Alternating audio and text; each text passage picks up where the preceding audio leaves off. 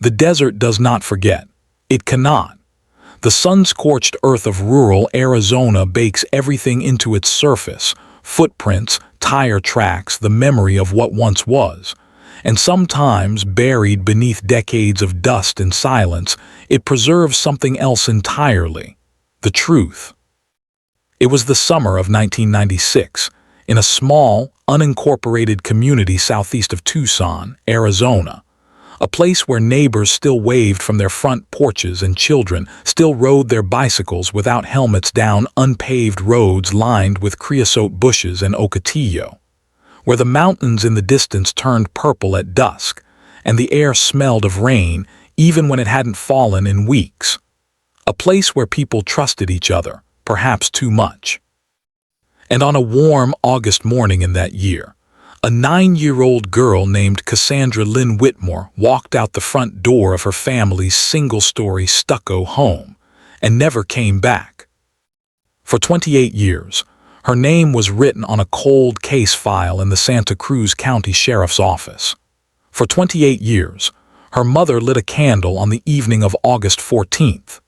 For 28 years, the man who knew what happened to her sat in plain sight, at neighborhood barbecues, at Sunday church services, at a diner booth 2 towns over where he ordered the same breakfast plate every Saturday morning. And for 28 years, the desert kept his secret. Until it didn't. How does a community reckon with the knowledge that the monster they feared was never a stranger, and that he had been among them all along? To understand what happened to Cassandra Whitmore, you must first understand where she lived. The community of Sahuarita, Arizona, in 1996 was not the suburban expanse it would eventually become. It was rough around the edges, a patchwork of mobile homes and modest stucco houses arranged along unpaved roads with names like Coyote Run and Desert View Lane. The population hovered just above 2,000 people. The nearest hospital was 40 minutes away. The nearest shopping center was 30. The Santa Rita Mountains rose to the east like a wall of ancient stone, and the Sonoran desert stretched in every direction, beautiful and indifferent and vast. In August, the temperatures climbed past 105 degrees by midday. The sky turned white with heat. Children played in the early morning and again after sundown, but the hours between belonged to the sun alone. The Whitmore family had lived in Sahuarita for 6 years by August of 1996. Patricia Whitmore, 34, worked as a medical billing coordinator at a clinic in nearby Green Valley. She was organized, quiet, and careful, the kind of woman who kept a calendar on the refrigerator with every appointment color-coded. She had deep-set brown eyes and a way of listening to people with her whole face, as though whatever you were saying was the most important thing she had ever heard. Her daughter, Cassandra, Cassie, everyone called her, had inherited those eyes. Cassie was 9 years old. She had just completed the 3rd grade at La Paloma Elementary School, where her teacher, Mrs. Dolores Ruiz, described her as one of those children who makes teaching feel worthwhile. She loved horses. She had a collection of ceramic horse figurines arranged on the windowsill of her bedroom, each one named. She kept a journal with a purple cover that she wrote in every night before bed. She was learning to braid friendship bracelets. She had a gap between her 2 front teeth that made her smile unmistakable. Living in the home with Patricia and Cassie was Patricia's boyfriend, a man named Gerald Roy Fenwick. He was 41 years old, stocky and broad-shouldered, with sandy gray hair and a neatly trimmed mustache. He worked as a long-haul truck driver for a regional freight company out of Tucson, which meant he was sometimes gone for days at a time, and then suddenly, without much notice, home. He had moved into the Whitmore household approximately 14 months before the disappearance. Neighbors described him as friendly enough and always helpful with things around the yard, though some noted that he was difficult to read, a man whose smile never quite reached his eyes. Patricia's sister, Donna Kessler, who lived 40 miles away in Tucson, had a more direct assessment. She told investigators years later that she never liked Gerald Fenwick. She could not explain it precisely. He was too comfortable, she said. Too comfortable in that house with that family, like he'd been waiting for it. But in August of 1996, none of that was spoken aloud. Not in full sentences, anyway. The morning of August 14th began the way every summer morning in Sahuarita began. The sun crept over the Santa Ritas just before 6 o'clock, throwing long orange shadows across the desert floor. By 7, the air was already warm. By 8, it was hot. Patricia Whitmore woke at her usual time, shortly before 6:30, showered, dressed, and made coffee. She had a half-day shift at the clinic starting at 8.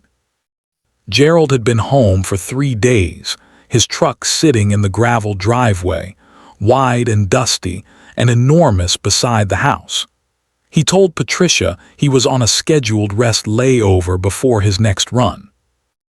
At approximately 7:15, Cassie came downstairs in her nightgown and ate a bowl of cereal at the kitchen table. Patricia later recalled that Cassie was happy that morning. She was talking about a horse she had read about in a library book, a wild Mustang somewhere in Nevada. She wanted to know if they could ever go see the Mustangs. Patricia told her yes, someday, absolutely. Patricia kissed her daughter on the top of her head at 7:40, gathered her purse and keys, and left for work. Gerald Fenwick was in the living room. At approximately 8:15, this is the time Patricia would later reconstruct based on her arrival at the clinic. Cassie reportedly changed out of her nightgown, put on a pair of denim shorts and a yellow t-shirt, and went outside to play in the yard. This is according to Gerald Fenwick's initial statement to the Santa Cruz County Sheriff's Office. He said he watched her from the back window. He said she was playing near the fence. He said he went to the bathroom, and when he came back to the window, she was gone. He said he assumed she had gone to play with a neighbor child, a girl named Raina, who lived 3 houses down. He said he didn't start to worry until noon. Gerald Fenwick did not call 911 until 12:47 in the afternoon. 4.5 hours. The swing hung still. The toy truck lay on its side near the back gate. The gate was closed. When Patricia Whitmore received the phone call at the clinic, she was updating billing codes at her desk. She was told by a coworker that there was a call for her urgent. She picked up the phone. She heard Gerald's voice, and she heard him say that he couldn't find Cassie. She later told her sister that he sounded strange. Not panicked, she said, more like he was reading something off a piece of paper. By 1 o'clock in the afternoon on August 14, 1996, 2 Santa Cruz County Sheriff's deputies arrived at the Whitmore home. They walked the property. They noted that the rear gate latch showed no signs of having been forced. They noted that the gravel on the far side of the gate, which opened onto a narrow stretch of desert scrub, had not been visibly disturbed in the way one might expect from a running child. They knocked on doors up and down Desert View Lane. No one had seen Cassie. By 3 o'clock, a formal missing child report had been filed. By 5, Patricia Whitmore was sitting in a plastic chair inside the sheriff's substation, answering questions in a voice that was barely audible. And Gerald Fenwick was standing in the parking lot outside, smoking a cigarette, watching the mountains. Part 2. The investigation, search, and growing suspicions. Music shifts, something lower, more persistent, like a bass note held just a fraction too long. The search for Cassandra Whitmore began in earnest on the morning of August 15th, less than 24 hours after she was reported missing. The Santa Cruz County Sheriff's Office requested mutual aid from the Pima County Sheriff's Department and the Tucson Police Department, and by 8 o'clock that morning, the desert around Sahuarita was filled with searchers. They came in waves. Volunteer fire departments, search and rescue teams from 2 counties, some with trained tracking dogs. A civil air patrol aircraft flew grid patterns over the Santa Ritas. Thermal imaging equipment, still relatively new technology for rural Arizona law enforcement in 1996, was brought in from a state resource allocation program. Neighboring residents arrived with water bottles and wide-brimmed hats, and the particular expression that people wear when they are afraid but trying to appear useful. They searched the desert scrub behind the Whitmore property. They searched the dry wash that ran along the eastern edge of the community, its sandy bed cracked and white in the August heat. They searched a network of old ranch roads, some of them barely visible beneath decades of encroaching brush. They searched an abandoned water retention basin 1.5 miles south of Desert View Lane. They did not find Cassandra. What they did find, or rather, what they did not find began to accumulate in the notes of lead investigator Deputy Roland Tanner, a 17-year veteran of the Santa Cruz County Sheriff's Office who had worked missing persons cases and unexplained deaths across southern Arizona. His handwritten case notes from August 15th include the following observation: no physical evidence of child having exited rear gate. Ground condition consistent with minimal disturbance. Fenwick account of timeline internally inconsistent. That word, inconsistent, would follow Gerald Fenwick for the next 28 years, though never quite close enough to catch him. The inconsistencies began with the simplest facts. Clear's throat. Fenwick told investigators that he had watched Cassie playing in the yard from the kitchen window. But the kitchen window of the Whitmore home faced the front of the property, not the back. The window that overlooked the rear yard was in the hallway adjacent to the bathroom, a narrow window, partially obscured by a wooden privacy screen that Patricia had installed earlier that summer. When investigators pointed this out, Fenwick revised his statement. He said he meant the hallway window. He was sure of it. He may have misspoken before. Deputies noted the revision without comment. They noted his composure. In 8 hours of intermittent questioning across 2 days, Gerald Fenwick did not cry. He did not raise his voice. He expressed concern in measured, appropriate sentences. He made coffee for the deputies who sat at the kitchen table. He asked if they needed anything else, in the same tone one might use to address house guests. Those who knew him said that was simply how Gerald was. Steady, unflappable. A man who had driven long-haul freight through blizzards in Colorado and flash floods in New Mexico without losing his nerve. Deputies whispered quietly among themselves that it was something else.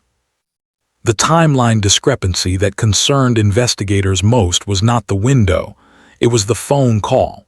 Gerald Fenwick's first call to Patricia Whitmore's workplace was logged at 12:31 p.m. His call to 911 came at 12:47 p.m., 16 minutes later.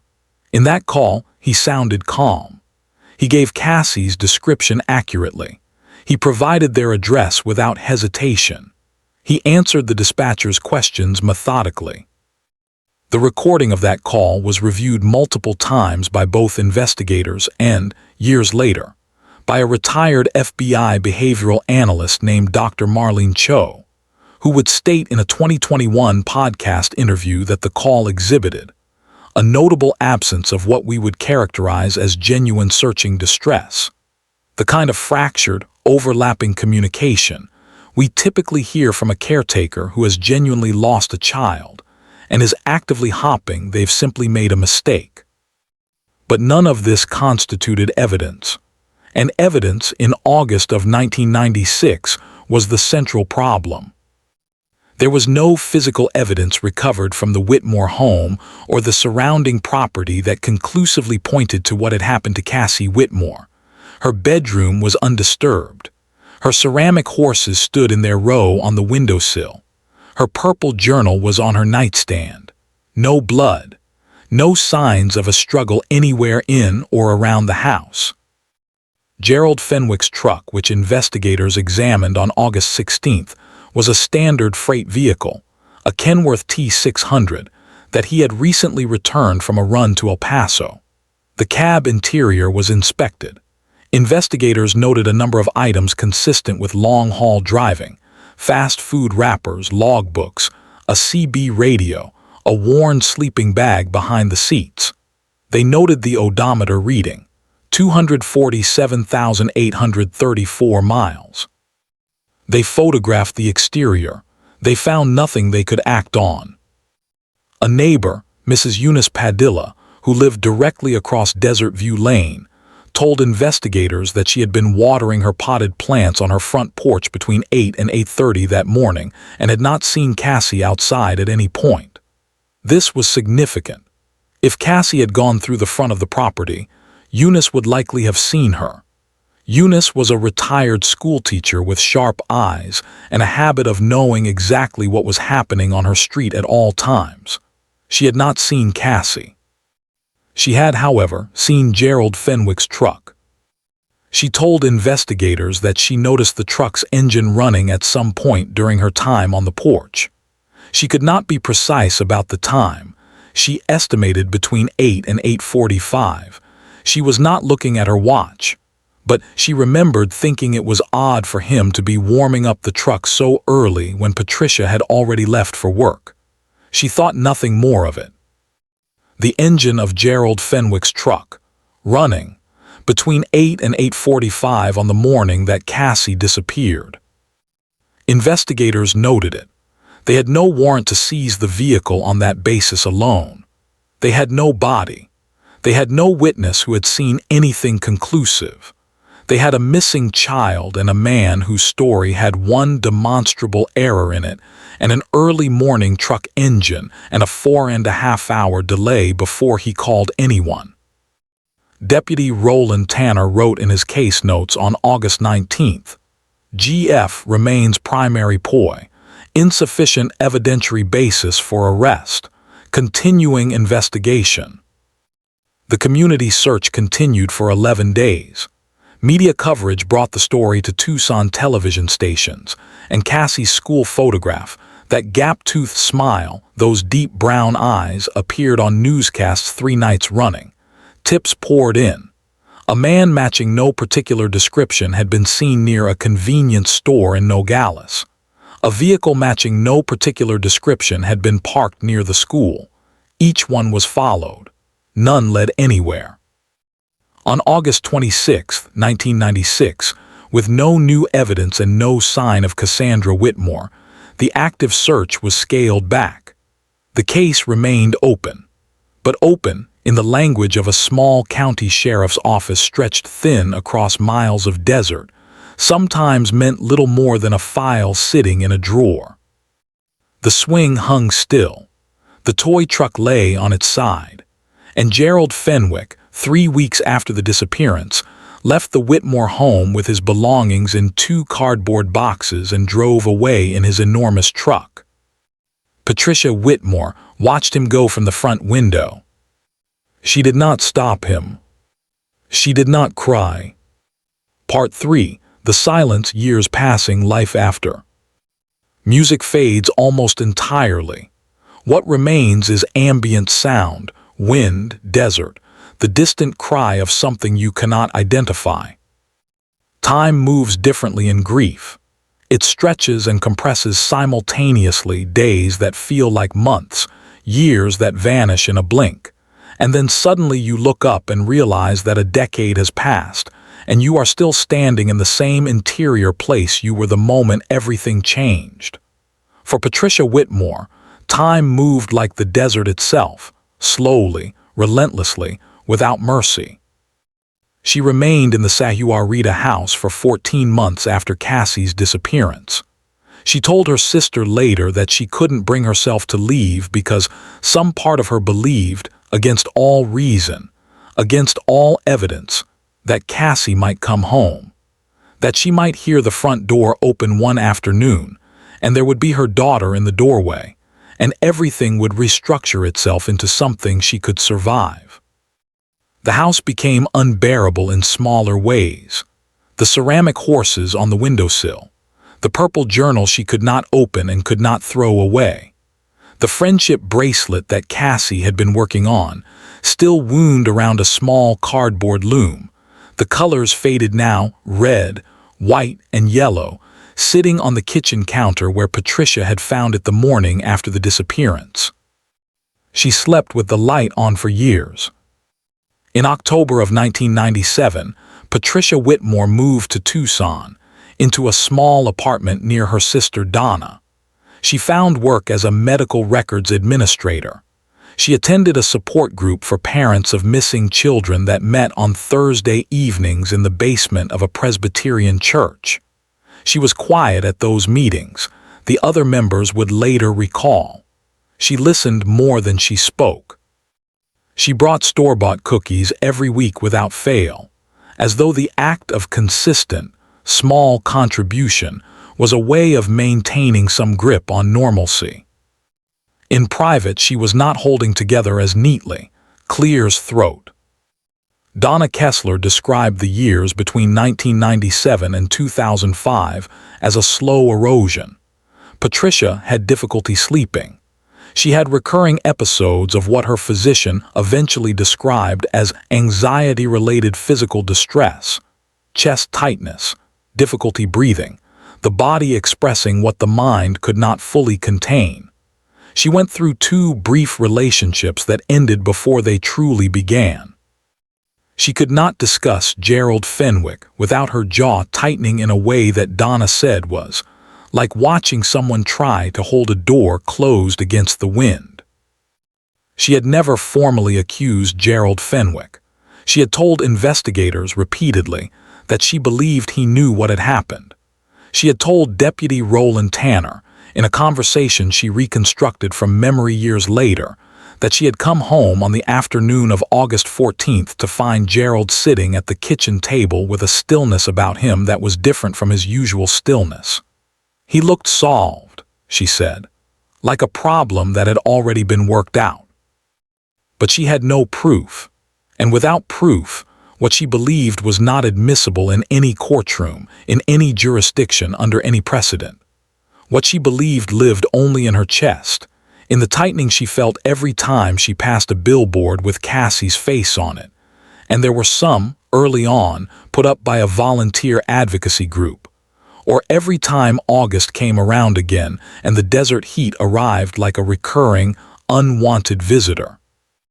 Gerald Fenwick, in the years following the disappearance, continued to work as a long-haul truck driver. He moved around. He spent time in New Mexico, then Nevada, then briefly in Colorado. He remarried in 2001, a woman named Corinne Doyle, a bookkeeper from Albuquerque, who knew he had been involved in a missing child case in Arizona and who told friends that she believed he had been wrongly suspected. "He's a gentle man," she reportedly said. "A quiet man, not capable of that." Those who encounter manipulation over time often describe it this way. The surface is so smooth, so consistently smooth, that you can stare directly at it for years without ever seeing the texture underneath. Gerald Fenwick was described by his second wife, by his freight company supervisors, by neighbors across multiple states, as quiet, reliable, unassuming. He attended church in whatever town he was stationed. He made donations to his local volunteer fire department. He never returned to Arizona. He never, in any documented conversation or record, spoke Cassandra Whitmore's name. For those who have ever doubted someone they love, truly doubted them, not in the surface way but in the deep interior way, the way that wakes you at 3 in the morning with no specific nightmare to blame, you understand something of what Patricia Whitmore lived with. The doubt is not clean. It does not present itself as certainty. It lives in the spaces between things.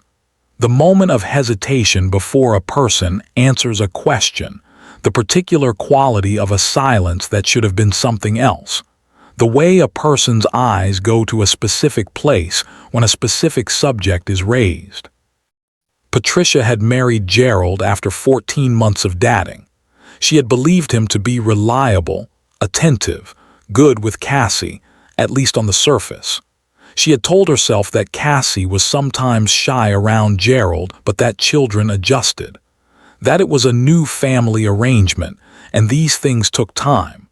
She had not examined the moments when Cassie went quiet when Gerald came into a room.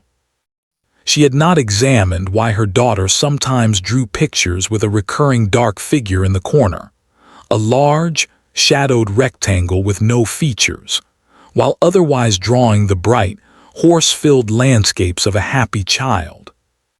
She examined them later. In the years after, she examined them constantly with the ruthlessness that only hindsight and loss can produce. In 2004, she was contacted by a retired detective who had heard about the case through the support group network and offered to do informal advocacy work on her behalf. His name was Frank Okonkwo, a former Phoenix homicide investigator with 30 years of experience and a particular talent for keeping cold cases alive through the force of sheer, organized persistence. He began assembling everything that existed on the Cassandra Whitmore case, the original investigative files, the search documentation, the interview transcripts, the forensic reports from 1996. It took him the better part of a year to gather what could be gathered, partly because records from small county departments in the 1990s were not always digitized or consistently organized. What Frank Okonkwo found was not new evidence. What he found was a pattern. A pattern of small inconsistencies that had each been noted independently but had never been assembled into a cohesive portrait. The window account, the truck engine, the 4.5-hour delay, the composure, the departure from the home 3 weeks after Cassie vanished, not asked to leave, simply choosing to leave quietly with 2 cardboard boxes. The odometer reading on the truck that had been photographed in August 1996, and a fueling receipt that Fenwick had submitted to his company for reimbursement that showed a gas station stop in the small community of Tubac, Arizona, 17 miles from Sahuarita, at approximately 9:15 on the morning of August 14th. A fueling receipt, 9:15 in the morning, 17 miles south. If Gerald Fenwick's truck engine was running between 8 and 8:45, as Eunice Padilla believed she had observed, and if the truck then traveled to Tubac, that was a 25 to 30-minute drive on the highway. Frank Okonkwo put these facts on a timeline on a large piece of paper pinned to the wall of his home office in Phoenix. He looked at it for a long time. He called Patricia Whitmore. She listened without speaking. When he finished, she was quiet for a moment. Then she said something that he would repeat to investigators years later. "I always knew he went somewhere that morning. I could tell when he'd been in the truck. He came back smelling like the sun." In 2007, the Santa Cruz County Sheriff's Office formally reclassified the Cassandra Whitmore case from missing child active investigation to cold case pending review. A new case number was assigned. The file was transferred to a newly established cold case unit that had been created following a county-wide review of unresolved investigations. 2 investigators were tasked with reviewing it. They read the original files. They noted the fueling receipt for the first time. It had been in the documentation from the beginning, a single-page company expense submission that had been logged but never fully cross-referenced against Fenwick's stated timeline. They noted the odometer reading. In the 2 days between Cassie's disappearance and the truck inspection, the odometer had advanced 22 miles. Gerald Fenwick had stated he had not driven the truck during those 2 days. The swing had hung still, and now, 11 years later, something was beginning to move. Part 4. The revelation truth emerges.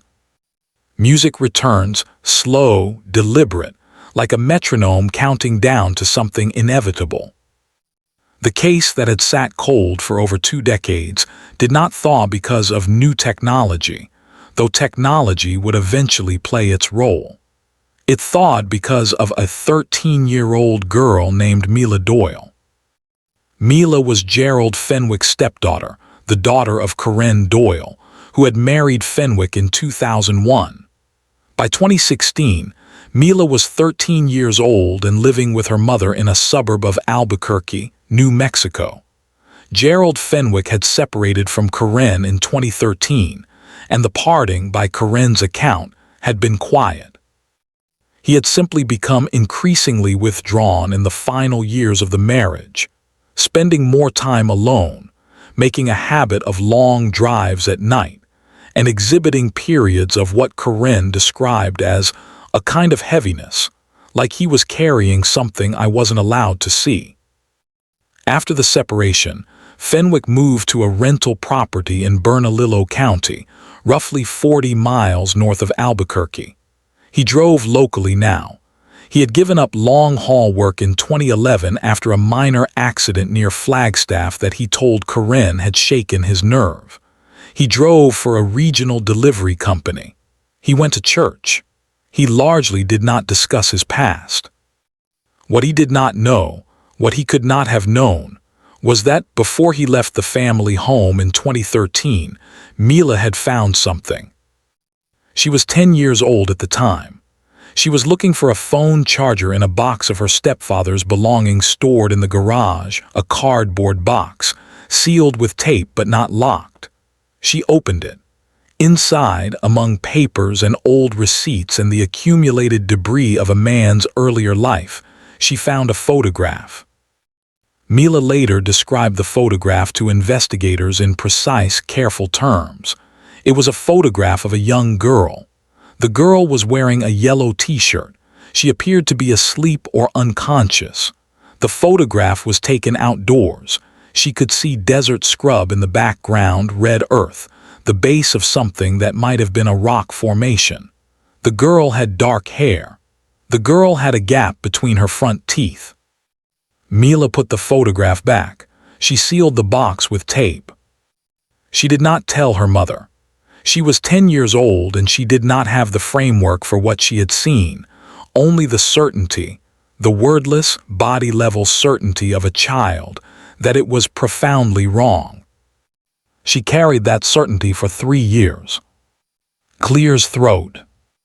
In March of 2016, Mila was sitting in a middle school classroom in Albuquerque when her English class was assigned a project on journalism and public interest reporting. The teacher, a woman named Ms. Amara Reyes, brought in several examples of investigative reporting, including coverage of cold cases that had been reopened through public attention and new evidence.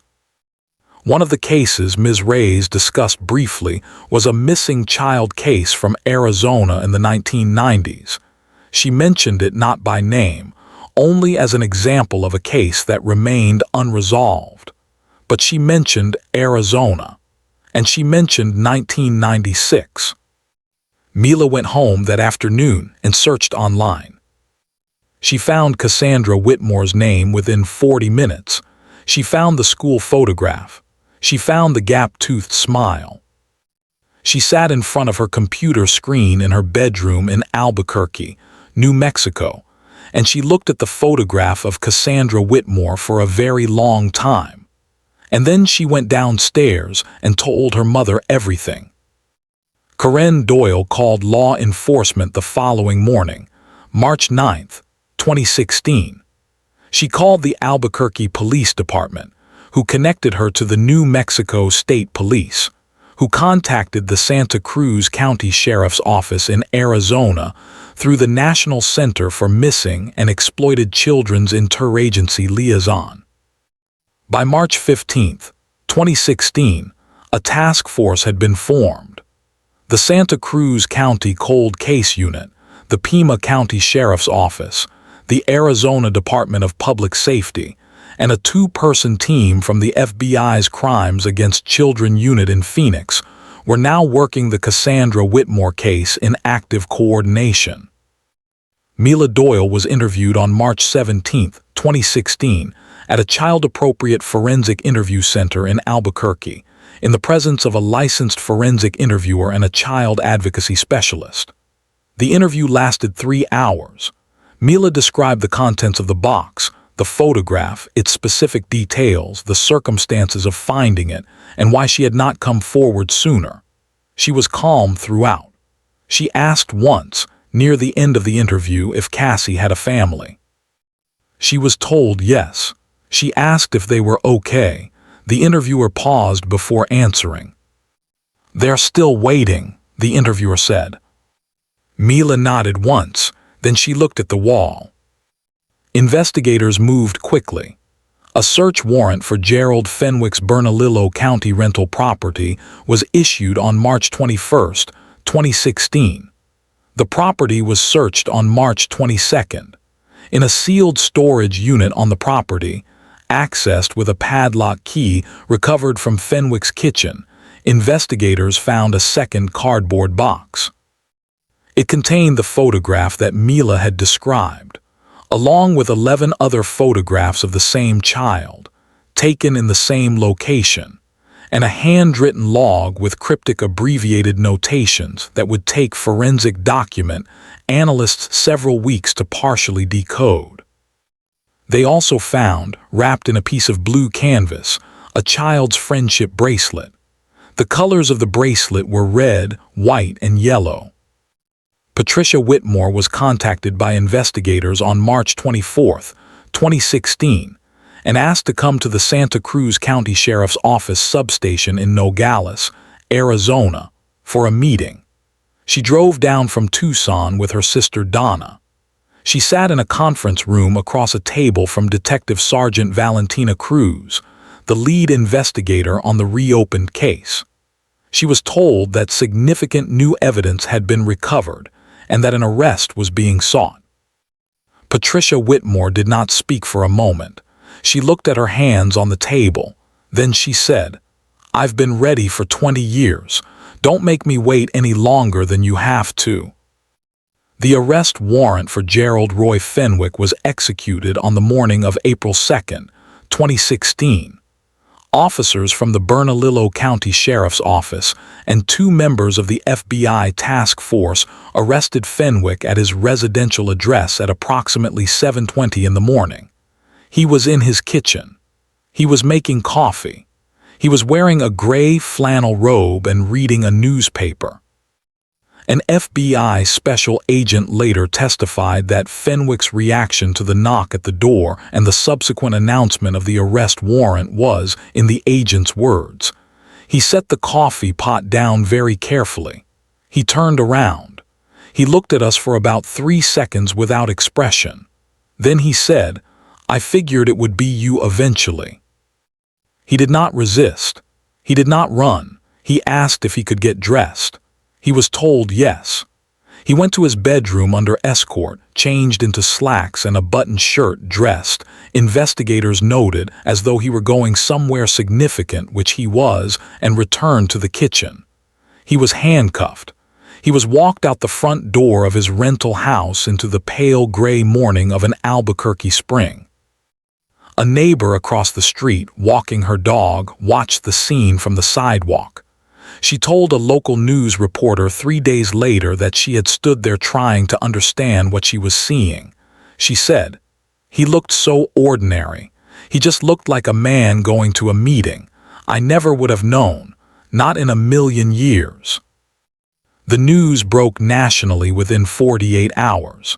By April 4, 2016, Cassandra Whitmore's photograph, the school portrait, the gap-toothed smile, was on the front pages of Arizona newspapers and on the websites of news outlets across the country. The story drew extraordinary attention, in part because of the duration of the cold case, in part because of the specific circumstances of the evidence recovery. A child finding a photograph surviving 20 years in a sealed box, and in part because the community of Sahuarita, by 2016, significantly grown and transformed from its 1996 incarnation.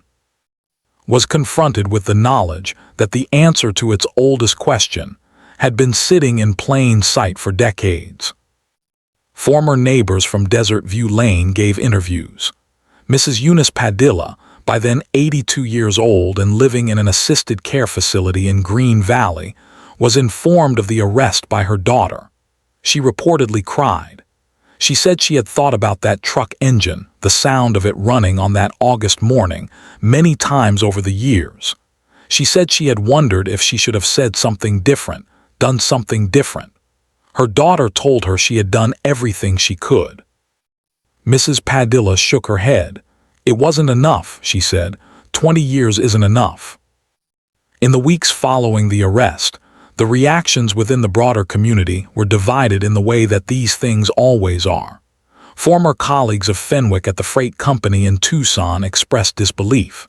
People who had attended church with him in Albuquerque expressed disbelief.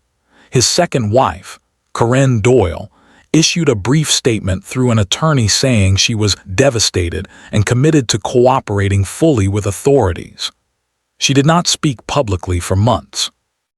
But there were others, and Deputy Roland Tanner, now retired and living outside Tucson, was among them, who said the arrest did not shock them.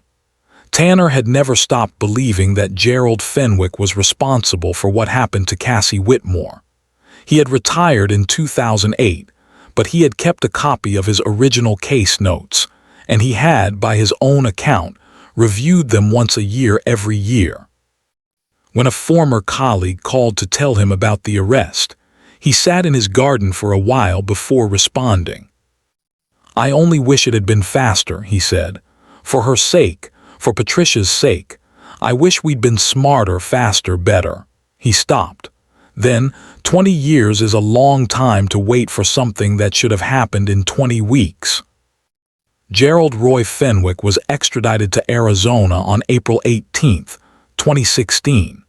He appeared in Santa Cruz County Superior Court on April 21st, charged with first-degree homicide and related offenses.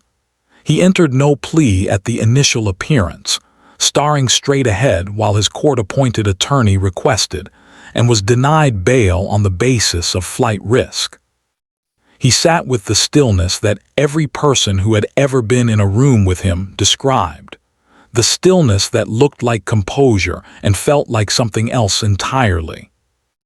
The forensic investigation was extensive. In June of 2016, following a search of a remote area of the Santa Rita foothills, identified through a combination of photograph analysis and ground-penetrating radar surveys, investigators recovered human remains.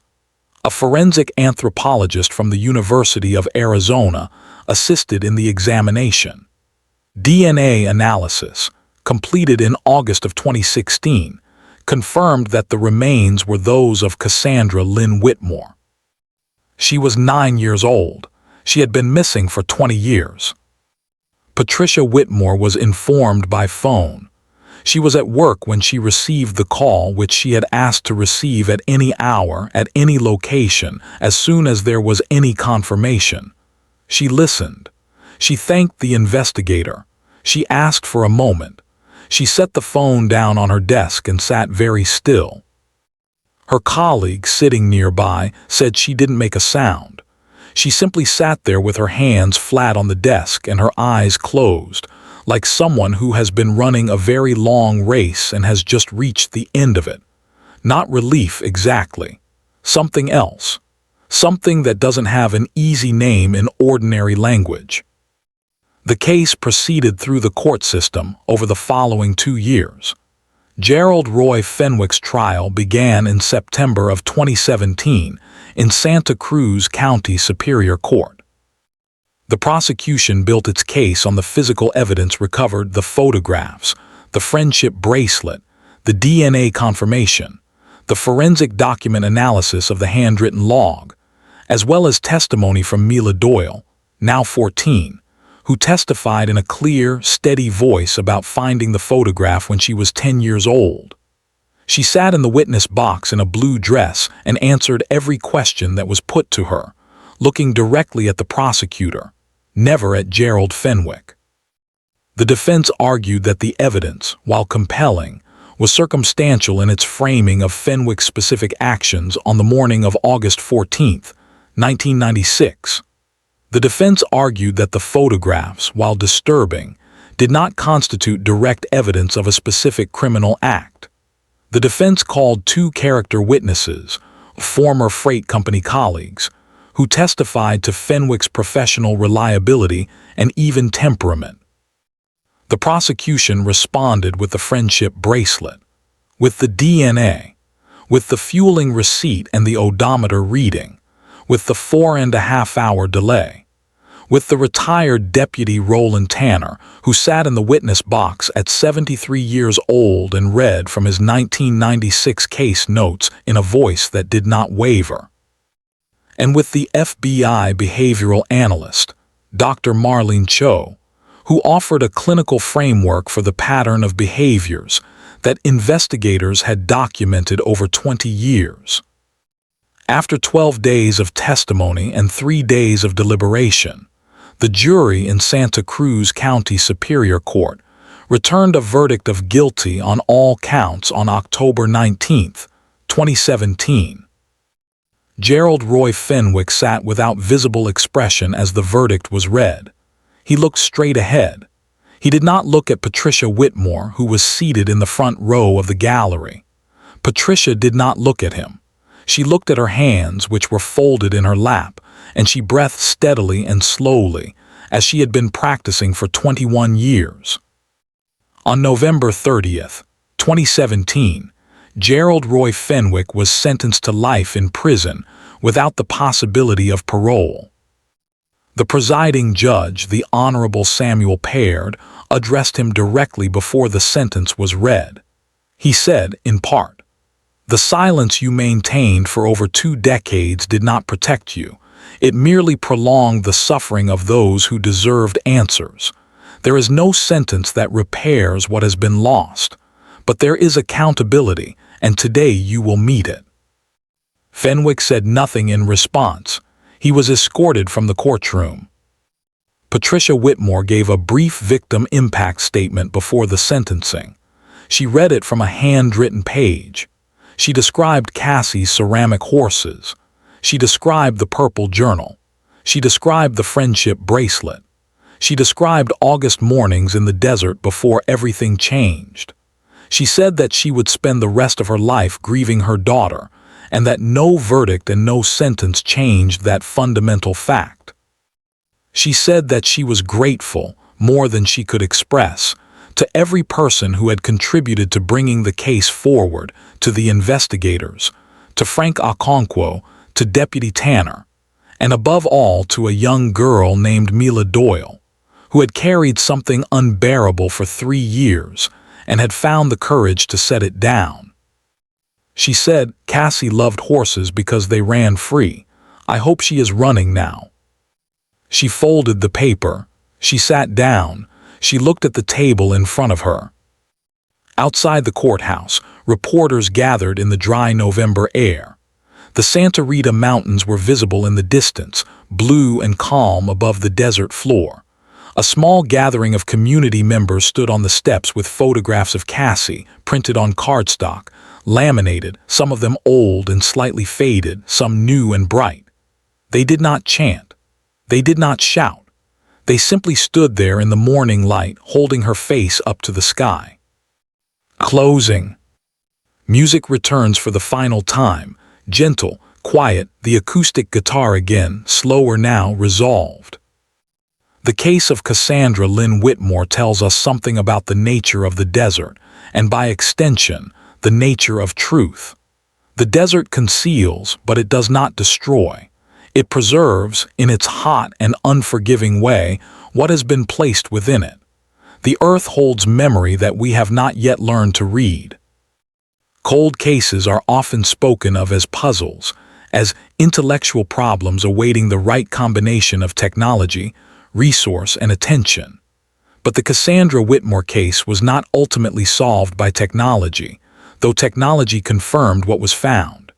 It was solved by a 10-year-old child who opened a cardboard box and understood, without words, that something was wrong.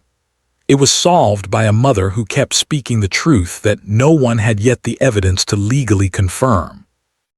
It was solved by a retired deputy who read his own case notes once a year for 20 years, as though reading them were a form of loyalty.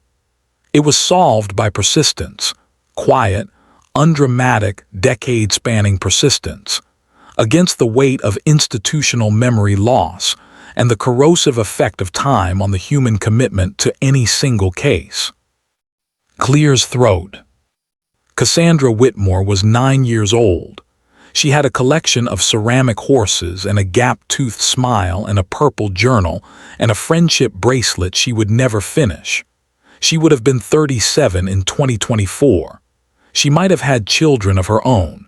She might have gone to see the wild mustangs in Nevada. She deserved to run free.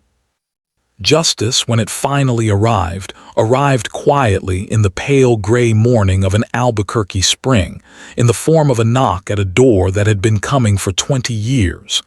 It was not dramatic. It was not cinematic. It was simply, at last, true. In every drawer of every county sheriff's office in this country, there are files with names on them. Names that belong to real people, people with favorite colors and morning routines, and things they loved and families who are still waiting. The waiting does not end because a case goes cold. It simply continues, in the dark, patient and persistent as the desert itself. If this story mattered to you, subscribe and hit the bell. Share this episode. Someone somewhere may still be waiting to be heard.